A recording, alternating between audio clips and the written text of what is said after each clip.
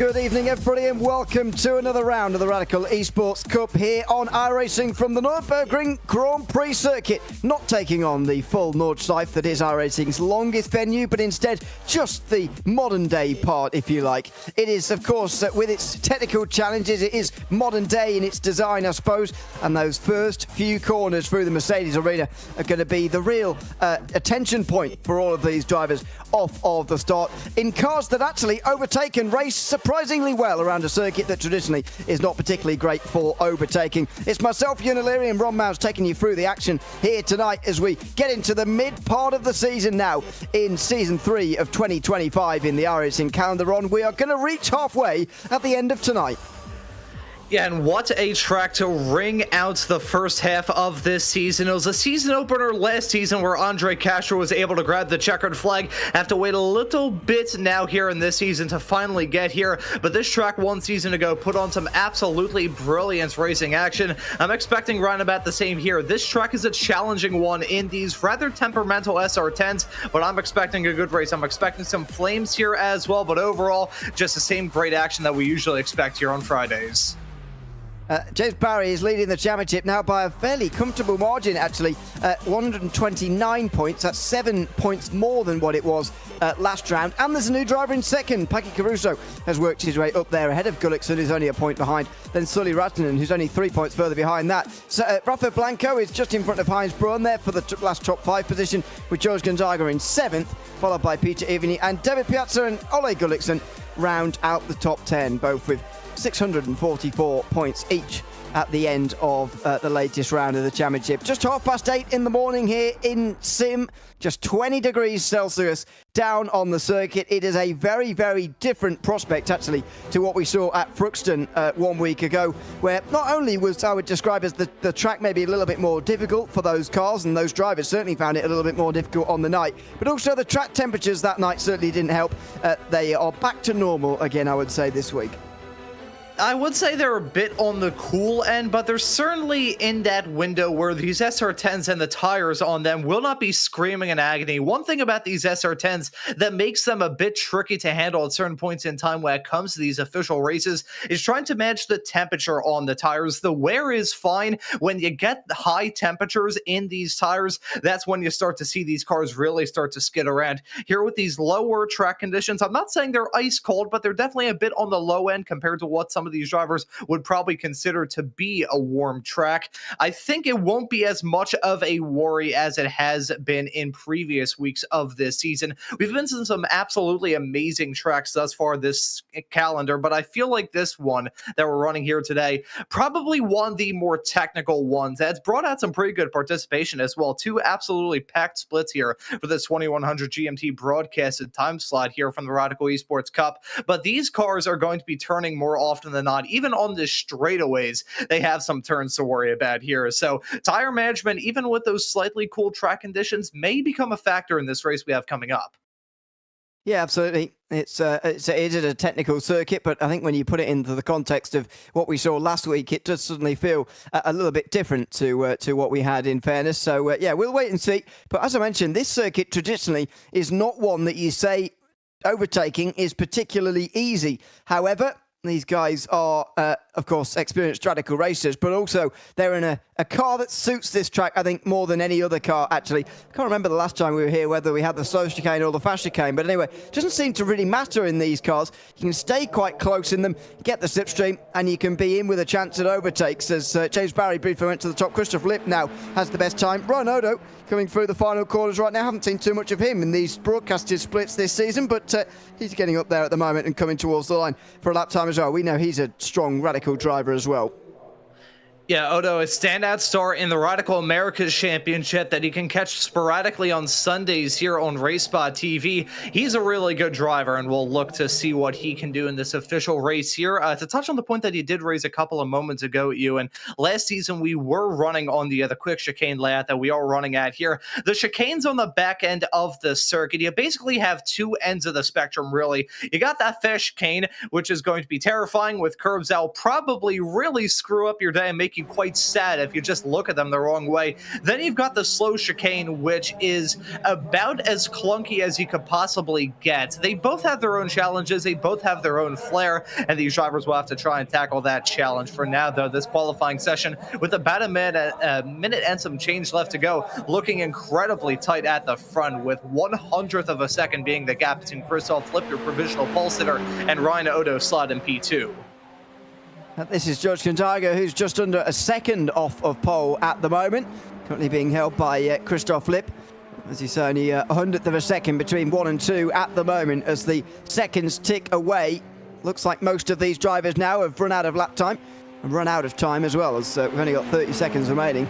There is not much time to go before the session runs out, and we will be getting ready for proper racing at the end of this qualifying session. As Gonzaga flies his way through that final chicane, now gets on the brake, just gets off that curb first of all, on the way towards that final corner. And now we'll power his way up towards the line here. See whether he can make any improvements. Needs 1/4 of a second to even gain a place here, and he has got that. Where's he going to get to? 6th place, I would guess? No, maybe it didn't count. And so George Gonzaga stays in 14th place.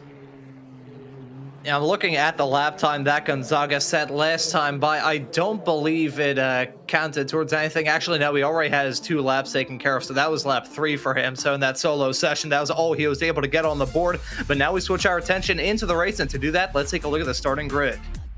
Yeah, Christoph Flip at the front of the field ahead of Ryan Odo, just a 100th of a second behind, with Andre Castro in that number 1 car ahead of James Barry on row 2. It's Franco Sanchez-Buckley on 5th place, ahead of Heinz Braun, who rounds out 6th. Then it's Sebastian Lipp, the last driver within half a second of pole, still Larson 8th, ahead of Brandon Nigelvoort and Sully Ratnan to round out the top 10. Kim-Andre Björklund and Rafa Blanco will share row 6. At 13th place goes to Christopher Yanakis, with George Gonzaga staying in 14th place. Nick Vaughan Roberts, the first of those to be over a second off pole in 15th, ahead of Felix Simos, with Paki Caruso quite a long way down, surprisingly down for him, in 17th, ahead of Samir Kadura as well. Nikos Hankit and Ollie Gullikson round out the top 20, with Jarek Dunkovic and Chris Wetz rounding out the field at the back end. 22 cars, and you mentioned 2 pack splits, 21 cars in this one alone is a big one.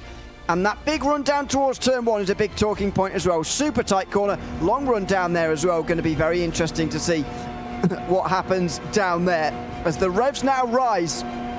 The racing set to get underway here in a couple of moments' time. There's a couple of gaps in the grid from what I can see. And like we saw last week, some of these drivers overly eager to get going and they're revving their engine already. Yeah, burning some gas, trying to give their engine builders some bad nightmares to worry about in the coming days. Not exactly sure why they do it, but they do it. Doesn't matter what sort of iRacing series they're running, they will absolutely do it. But that run into turn number 1, as you said, Ewan, that is going to be terrifying for some of these racers. There are 3 things this SR10 doesn't like to do more than anything. It is standing starts, cold tires, heavy braking zones downhill. So that turn 1 is going to be a real test of driver skill. Going to be a real test of these drivers' patience as well, as I think we got full grid. We're about to get this race rolling. Finally, the revs now do rise in unison rather than just one person trying to destroy their engine. The lights will come on and they will go out here from the Nürburgring, and we are underway. Everybody gets away cleanly, thankfully, and there'll be no smash up on the start as they come down in towards turn number 1. Will they all get through cleanly here at the start of this race? Odo brakes pretty early and it makes a concertina effect, but they all survive. Some of them in the back going very slowly around turn 1, but that's okay. They all make it through this first time round despite Odo's cautiousness. He keeps 2nd place as well, although he is under attack now for that position, coming out of the Mercedes arena. Oh, that's multiple cars stacking up, heading through turn number 3. I believe that Chris Wetz was at the epicenter of all of that. Not sure who else got a piece of that drama, but big hits a little bit farther behind. Oleg Gullikson and Felix Samoas also having a swaparoo as well. Keep an eye on Samoas, a driver the number 4, a multi-year veteran here in these SR10s. First time we see him in quite some time here in these 2100 GMT broadcasted races, but he's been driving these cars at even longer than I've been broadcasting them, for that matter. So keep an eye on him, already up to P14. Let's see what he can do right now. Absolutely. This is just the Grand Prix circuit, by the way, for those wondering.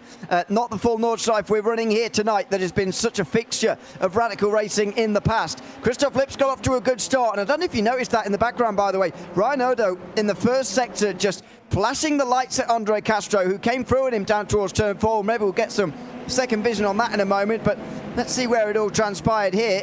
Somebody too late on the brakes. And in the end, when you're stuck in the middle like that, you're trying to give space on the inside, space on the outside. Christopher Yanakis it was in the purple and green. He just didn't really have anywhere to go. Yeah, Yanakis, unfortunately, the meat in that sandwich as they headed their way down through turn number 3. That stadium section to kick off this lap is an absolute kick in the shins for these racers. They can try and battle hard. There at the start of this race, you really want to battle through there. But at the same time, it's such a fine line that you have to run to try and get some moves done. As here comes a move from Heinz Braun, ever the aggressor. Here he goes down the inside of Barry, way deep in the brakes. Think he may lose out on that spot to Barry and may potentially feel some pressure from Sebastian Lipp right behind. That's an experienced man there, James Barry, getting himself a cutback through turn 1. Did that very coolly and calmly to get that position back again. And Sebastian Lipp being right there as well will be something to put off Heinz Braun a little bit. Paki Caruso's in all sorts of trouble down there, by the way. Swapping positions all which ways for 12th position and further on backwards as well. See what's happened on lap 1 as well to Chris Wetz, who really cut that Schumacher S there. That is not the way to take the fast chicane. And he goes for a big spin, and he's avoided. Oh, wow. Somebody bumping over the outside of the course there. Just one of the access roads, bounding that car up into the air. And thankfully, we all get away with that pretty much, apart from the spin, of course.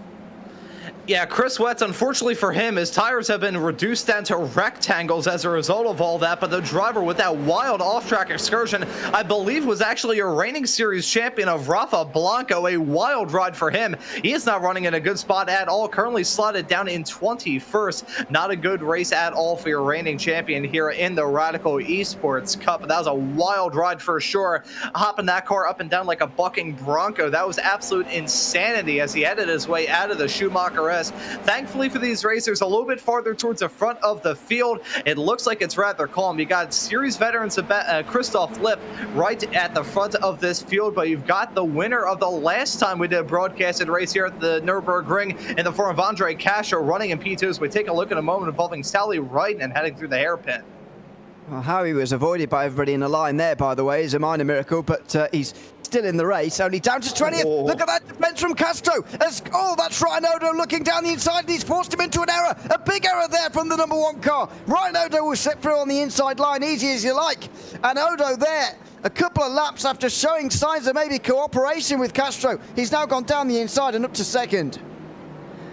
Yeah, so a brief American Civil War between those two as they headed their way down into turn number 1. Odo and Castro battling tooth and nail. Both drivers with extreme pedigree when it comes to the Radical Esports Cup and Radical SR10 World here on the iRacing platform. Ryan Odo, your vice champion from last season in the Radical Americas Championship, was so close to getting the job done there. Already a multi-time winner here in 2025 for the Radical Americas Championship. And Andre Castro, a very successful racer in his own regard, not only with multiple wins here in past seasons in the Esports Cup, including one a couple of weeks ago at Spa. He is also a very talented racer with experience in the world of NASCAR and open wheelers, as the commentator's jinx coming down on Felix Samoas. I think he may have gotten a piece of some drama a little bit earlier on, hit the pit wall, and then get stuck on the curb. Oh my word, that's a catalogue of errors for him, I'm afraid. Not least the ones we've already seen, but that entrance to pit lane there, and then getting stuck on the curve, trying to get yourself out of the situation as well. He will not be pleased that moment was broadcasted, but you've all seen it now, and it's on the internet forever, so he's going to have to enjoy that later. James Barry, meantime, is going to defend from Heinz Braun. Here he is. Oh, and he has to earlier than I thought as well. Down into the final turn. A little bit of a look there from Heinz Braun on the inside line, but he wasn't let through there by Barry, nor would he be. Now there's a better chance, though. He might well forcibly get this place now. James Barry on the defensive, but not enough to keep Braun behind him. Makes you wonder why he bothered even moving to the right-hand side there, because he didn't cover it properly. And Heinz Braun goes down the inside. Oh, too late. Whoa, he very nearly hit Andre Castro there. Very, very nearly got into the back of the number 1 car. And James Barry goes straight back through again. I'm not sure how I can possibly describe the sense of unease that I saw as Heinz Braun shot his way down into turn number 1 and nearly ran to the back of Andre Castro. It feels like I just got tased. Heinz Braun, a very aggressive racer here in this series, but he's fast. He knows when to push it. I think those moves down to turn number 1, though, there is such a fine line that you have to run when it comes to getting a move done down there into that turn. These SR10s very susceptible to locking up the brakes. From my rather extensive experience driving these cars in the sim, there's a small window in terms of brake percentage between not able to pull up the turn at all or just locking up and going straight into the runoff area. You can see Heinz Braun downshifting like a madman to try and avoid running into the back of the number 1 car of Andre Castro there. He's very lucky that it remains inside the top 5 and still has a shot of getting a move done on James Barry, but he may need to think of a different strategy in terms of getting those moves done, because twice it hasn't worked out, and I don't believe in a situation like that a third time will be the charm. There's this Jared Dunkovic's issue through turn 3, by the way, but the fact that Heinz Braun there didn't even turn out of the corner there to try and avoid the car in front of him was even more hilarious. If he'd have clattered into the back of him, Castro would have been absolutely furious, because Braun didn't even make an effort to stay out of the way. In the end, he knew absolutely to the inch where he was going to stop in the end, and it's turned out quite well for him, but my goodness, that was close. Down in towards turn number 1. He's close again now, though, on James Barry, and he still does have that concern of Castro just in front. And look at this, they're all fanning out here, up in towards turn number 1. 4th place surely is going to be Heinz Braun in a moment. He breaks a bit earlier this time. That's a much better way to do it. Oh, he covers him off quite nicely. Very nearly hit there by Sebastian Lip. That would have been awkward between the teammates, but they get away with it. A bit more of a block pass there from Heinz Braun, and that's the way to do it. Yeah, it was still a bit of an overshoot down into turn number 1, but that's pretty much how moves go down into turn number 1 here at the Nürburgring Grand Prix layout. He's nice to get the move done up into P4, but in all that drama, it's allowed the front 3 to break away into their own little pack. Christoph Lips still leads over Ryan Odo. Andre Castro about 0.7 of a second back of Odo, and then you have to go back another 1.3 seconds to find Heinz Braun in 4th. That's one thing to keep tabs on in these races. A small little bit of battling, and you can see these gaps just balloon out like it's going out of style. But here in this race, we do have an absolutely stacked grid of racers. I just saw one name that caught my eye, a championship contender from last year in the Radical Americas Championship, Franco Sanchez Buckley, currently slotted in P7, a very talented racer here in these SR10s, basically running all by himself. However, the pack right behind, involving Kettle Larson as a me in that sandwich, is still really intense. Yeah, absolutely.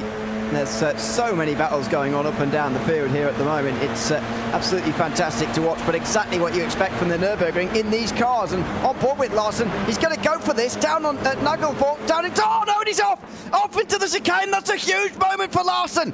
Big contact down there, and he's ended up in the gravel. That is a big shame for Larson, who just had that slightest bit of contact, and it's had big consequences here, as it does at such high speed coming into that final chicane.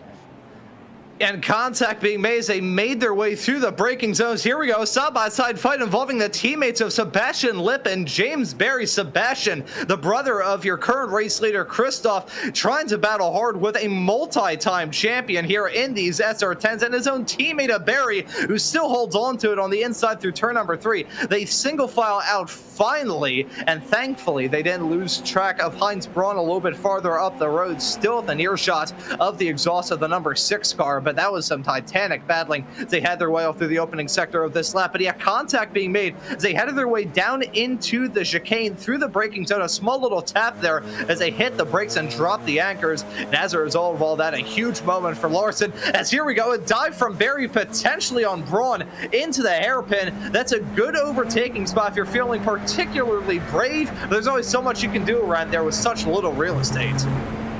And they're all stacking up with one another here, all of them lifting off on the way towards the Schumacher S, as Heinz Braun was certainly the slowest of the 3, entering the flat-out chicane.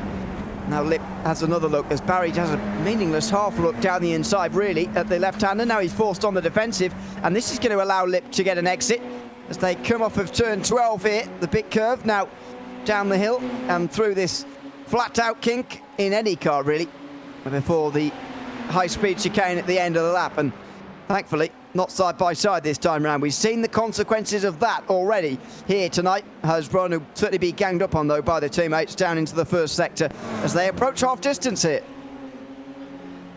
Yeah, think of the amount of drama that we've seen thus far in this race in terms of big coming togethers, huge battles, drivers going 3 wide coming at turn number 1, and realize the fact that we are not even, well, just now at the halfway mark of the season. There we go. There's a move from Braun. He holds on to the race lead. I thought we were going to see a swapperoo and maybe Sebastian Lip pick up 2 cars in one shot there. This battling is really starting to get intense, but if these drivers don't finally get it all settled, you look a little bit farther in the back, you see that bright red number 3 car, Franco Sanchez. He's there within striking distance in case these drivers really start to battle hard or one of them has some sort of moment. I've seen the mistakes begin to pile up for Heinz Braun. Had a couple of running wide moments in this exact same section of the racetrack last time by. Runs off into the gravel again as he heads his way out of the turn. That right there was a simple hop of the curb coming at turn number 7, and he also had a moment like it into the hairpin of turn number 8. Let's see if you have a replay of that. There we go. Another off-track excursion for him.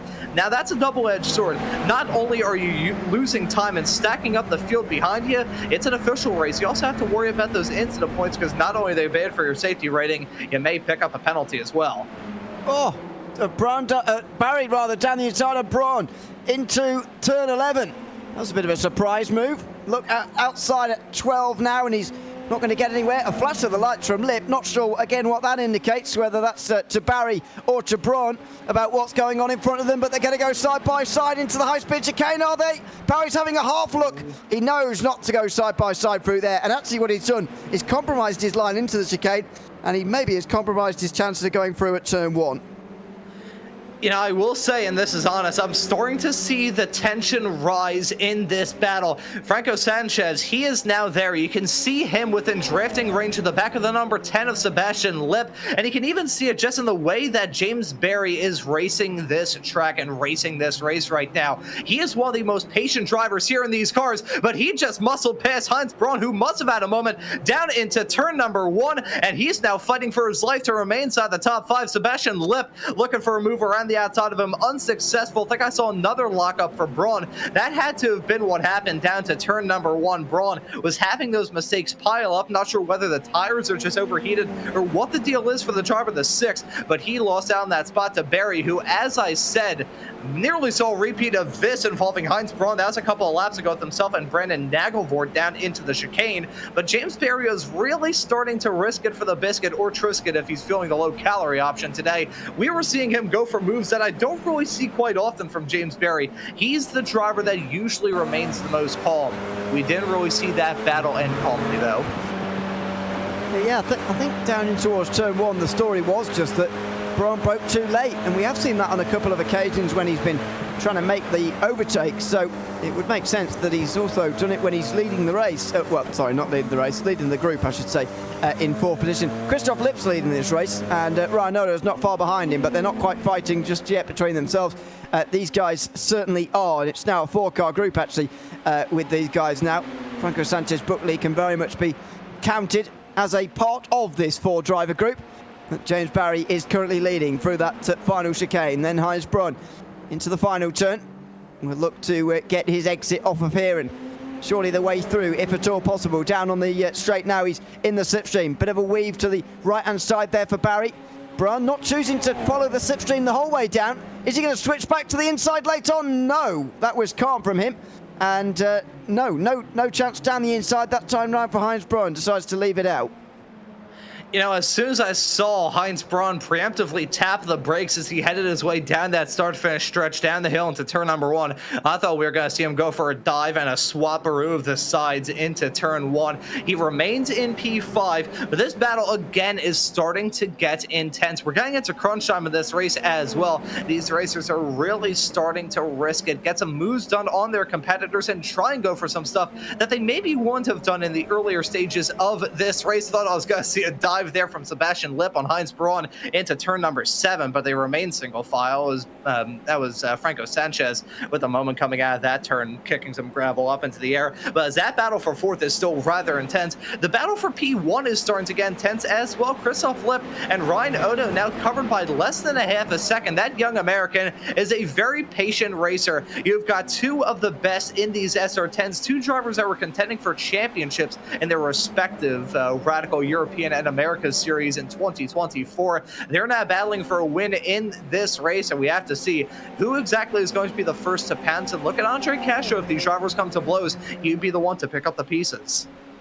Yeah, exactly. And that is something to factor in for the leading 2. And I think to go to the point about patience for Ryan Odo, that's exactly what he's showing at the moment, that he knows if this is a leading battle already, then he's going to bring Castro into the fight here. And so just going to stay behind for now, whereas these guys at the top of your screen don't have the same instincts by the looks of things. After all, they've got a big gap behind and a big gap in front as well, so they sort of might as well fight for it, really. Heinz Braun goes on the defensive now to Sebastian Lipp. Not quite late off on the brakes there to get into the side of Barry, who saw that coming somewhat, actually. He purposely went a bit deeper into turn 1. Lipp, though, still giving Heinz Braun a hard time through the Mercedes arena. And, oh, he has a look, but he doesn't quite go for it. He forces him into an error, though. That's exactly what he was hoping for. And Sebastian Lipp will just about sneak through. Oh, and that is still some close quarter stuff as they head their way out of turn number 4. He got that move done, though, and you can see Heinz Braun trying to flash the headlights. These drivers flashing the headlights at each other. They're mainly just screwing with each other when it comes to that, trying to get in each other's heads. And, you know, it may be iRacing, but the mind games are always so important. I remember from my karting days, I did this to my best buddy that I was involved in a championship battle with a couple of years ago. Right before we got in our karts, I grabbed him by the shoulders and just shook him, and that was the closest I got to him throughout the entirety of that season. I had him on the ropes throughout that event. So just that small little stuff, whether it be flashing the headlights or shaking someone's shoulders, the mind side of things can decide a fight more often than pace can. And around a track like this with so many turns and so much challenge baked into it, and cars that are not driving factory fresh compared to what they were a matter of about 8 laps ago, once these drivers really start to settle into a groove, we're going to start to see these mind games begin to be played with these racers, force people into an error, force your competitors into a mistake, and pick up the pieces when they go off. Well, 4 laps to go now. There is not much time to resolve all of these battles that we're seeing up and down the field. Both the one for the lead of this race between Christoph Lipp and Ryan Odo, who is getting closer, as you can see there. And also that 4th place battle between Barry, Lipp and Braun and Buckley, all now involved. Further down the field, actually, there's a battle for 8th place as well for Kim-Andre Bjorklund to hold on to in these last few moments. He's a little bit higher placed than where his R rating might suggest he should be, so he'll be gaining some of that at the end of the day. As we see these guys battle for 4th as well. There they are, Barry and Lipp, the front of the group. I don't get the feeling these two are actually going to leave each other alone either, actually, even though they are in the same livery. Not sure team games will really be played here. Obviously, they'll be sensible with each other, and they'll be patient as well, knowing that battling amongst themselves is only going to drag the other two closer, but there won't be any team orders here as to who should finish ahead of the other. Yeah, you know, at the end of the day, they are racers, and they're looking to try and prove their own sort of agenda at this point in the season. James Barry holding on to that comfortable points lead. You know, a comfortable points lead is like a spare parachute whenever you go skydiving. As we see a move there from Brandon Nagelvoort off into the turn. That's a move into turn 80, overshoots it though, and Kim-Andre Bjorklund fights back on the inside, and now look right behind. That may be a move potentially from George Gonzaga around the outside into the Schumacher S. Won't see a successful move there from Gonzaga. He remains the final car inside the top 10, but Nagelvoort going to have to really fight back to get past Kim-Andre Bjorklund again. But the point I was going to raise is that a big championship gap as we get towards the end of this first half of the season for James Barry. It's like a spare parachute whenever you go skydiving. It's good to have it. It's good assurance, and it feels good in your head, but in an ideal world, you wouldn't have to use it. James Barry holding on to that P4 spot. It's a good position for him to be in, and I really don't think he'll be able to get any more spots at the end of this, but he is going to fight to hold on to every single point that he can, because in a series like this, any point can matter. Well, that was late on the brakes from Barry as he makes the late defensive shape there to Sebastian Lipp, who is just in behind him at the moment. Christoph Lipp still leading this race, of course. The two can't quite get side by side, though, into the Mercedes arena, and Lipp's going to have to try somewhere else. Oh, side-to-side contact. Meanwhile, in the battle for 8th place, Björklund shoulder barges Nagelvort, who tried to get through there. Nikos Hanke tries to get past George Gonzaga as well. Oh, and there it is. There's the proper contact. They both go around. Nagelvort and Björklund take each other off down at turn 3. It was inevitable with how hard those drivers were battling. It was only a matter of time. Tough for Nagelvort, tough for the both of them. That is going to be a huge setback for him in this race. Now, Nagelvort, here's an interesting turn of events. I could see that car, that snot green car, blinking its headlights right behind. And you know who that is? That's Kettle Larson. You know how those two knew each other? They came to blows in the chicane early on in this race. I'll tell you what, as much as the battle up at the front is still intense, and this battle for P4 is still intense, between the teammates down into the chicane. There's a move from Sebastian Lipp. I was just going to say that battle with Nagelvort and Larson may be something to keep our eyes on as well. Yeah, absolutely. This is how it happened at turn 3. Nagelvort down the inside. Does he brake too late? I would say yes, personally, but that's a tough one to call. Björklund will certainly feel aggrieved at that one. Nagelvort will say, well, I was just trying to make the move and you turned into me. So they'll argue about that one later. But the truth is, they've both dropped outside the top 10 when it was avoidable, really, for the both of them. This is James Barry going backwards in a day where he's struggling a little bit, I've got to say, in the broadcasted split of the Nürburgring Grand Prix circuit. And he'll be losing a few points to those who matter in the overall standings. Here comes Heinz Brunt down the inside. And that's the top 5 place again. So Barry loses a couple of places in these last couple of laps. They're on the penultimate lap now, and he is trying to win them back immediately. There's a flash of the light from Braun. Not sure quite what at, actually, as they all peak to the inside. Almost every braking zone is an opportunity at the moment. Ooh, I thought we were going to see a bump and run from James Barry on Heinz Braun. I thought we were going to see it again through 4, but here comes Franco Sanchez battling down into turn number 5. Here we go. No, it's not going to work. Around goes Franco Sanchez into the gravel. 1 falls, 3 are left. And he will finish this race in 7th. There was slight contact, I think, with James Barry just on the turn in there at turn 6, that is. And he just got unsettled at the very wrong moment. Ended up in the gravel on the outside. And as I say, he's got such a gap that he will finish 7th pretty comfortably, as long as nothing else goes wrong for him or indeed anybody else around him for the remaining lap and a half of this race. Out front, Christoph Lipp is pulling away from Ryan Odo, who had been sitting in the slipstream early on this race. He's successfully distanced Andre Castro and made sure it's a fight between the front two.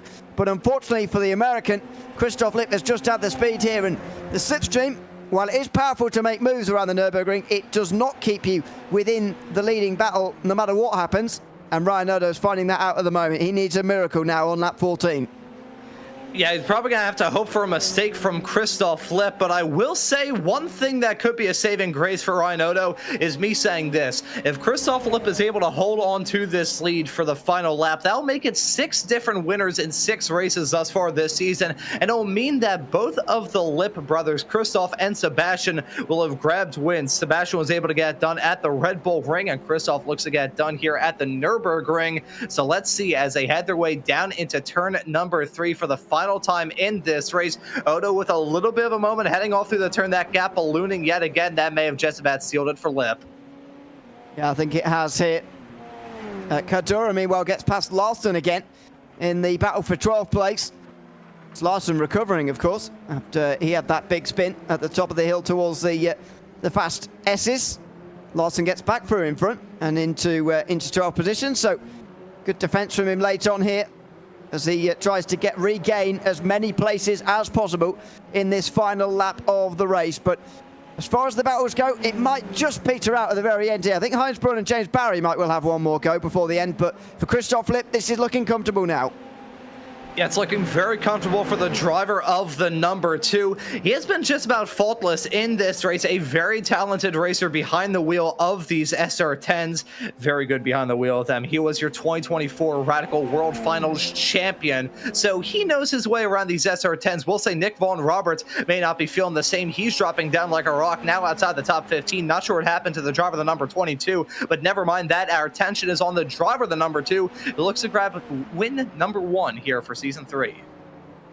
Absolutely. A fantastic win for Christoph Lipp as he comes out the final turn here at the Nürburgring Grand Prix circuit, and he will win the 2100 GMT broadcasted split of the Radical Esports Cup here from the Nürburgring. A great drive from him to soak up that pressure from Ryan Odo as well. His gap of the line just 1.3 seconds, and Odo will have a complete set of what-ifs from that race. What if he'd attacked a little bit earlier? I actually agree with his decision to just hold back, to be honest, and try and distance the rest of the field, because in the end it guaranteed them first and second. And unfortunately for him, it also guaranteed Lipp the win in hindsight. But I think that was the right call. But Odo will look back at that race and wonder what would have happened if he'd have done things a little bit differently.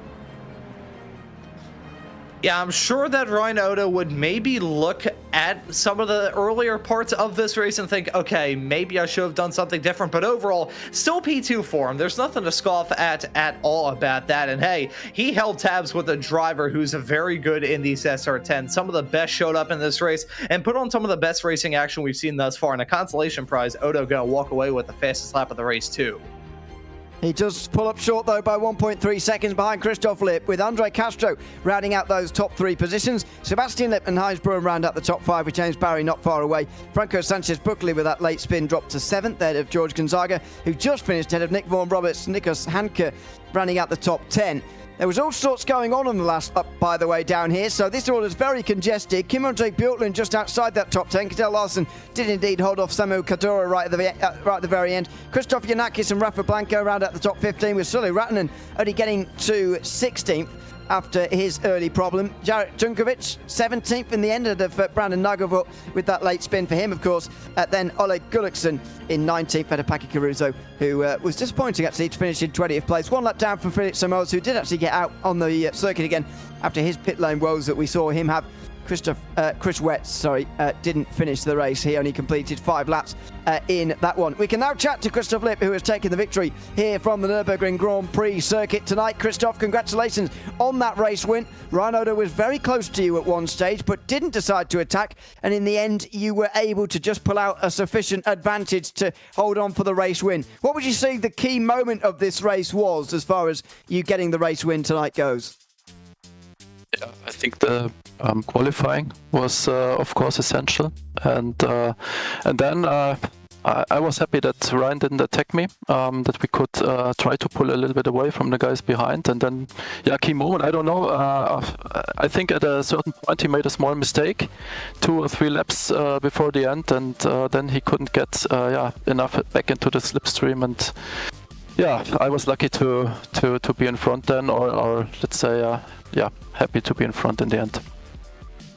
Is that something you would have done then yourself if you were in that position there? If you were in Ryan's position in second place, would you help the leader and yourself get away from the rest of the field before fighting? Or if now with the knowledge of that race, would you have made, if you were in Ryan's position, would maybe have you attacked the leader a bit earlier in the race? No, 100% the same. It makes no sense to attack then. You bring back the other guys, then you're not 2 guys fighting for the win, then you're like, 3, 4, 5. So that makes no sense. If you see a chance to pull away with 2, 3 people, you usually do that. That's smarter, I would say, than to fight at that point of the race. So I would have done the same. And congrats to Ryan. Was really hard to stay away from him. I was not allowed to do any mistake, and I had to go to the maximum in every lap. Well, that absolutely makes sense and well executed from yourself. Congratulations, Christoph, on the win here tonight. And thanks very much for coming to have a chat with us at the end of the race as well. Yep, thank you. Thanks very much. That is Christoph Lipp, who wins here from the Nürburgring tonight, ahead of Ryan Odo, who we can also chat to today. It is second place, Ryan. Welcome in, and good to have you with us.